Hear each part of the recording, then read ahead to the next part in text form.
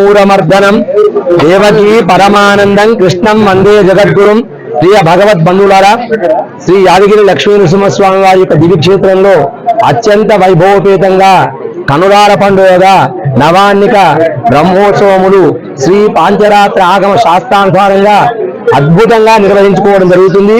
నిన్నటి రోజున ఉదయం మత్స్యావతారం, సాయంకాలం శేషవాహనంపై లక్ష్మీ నరసింహస్వామి వారు ఊరేగారు.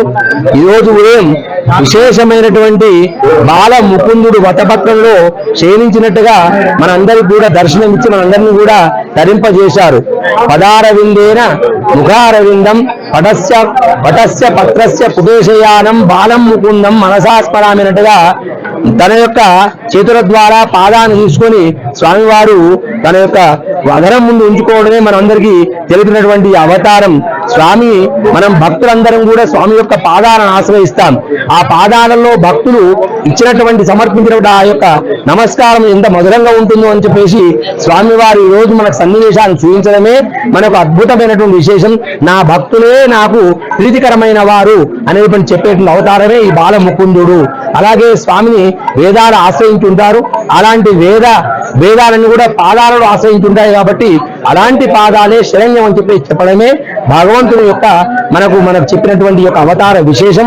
అలాంటి బాలముకుంది మనం దర్శించినట్టయితే సంతానము ఆరోగ్యం కూడా అయితే మంచి ఆరోగ్యాన్ని ఇస్తారని చెప్పేసి మనకు భగవంతుడు ఈ అవతారంలో మనకు చూపించారు. భక్తులందరూ కూడా ఈ యొక్క బాలముకుందుని వడపత్ర శయనంలో ఉన్నటువంటి కృష్ణ పరమాత్మను ధరించి స్వామి యొక్క అనుగ్రహానికి పాత్రలు అవుదురుగాక. స్వస్తి సమస్త మంగళాని భవంతు.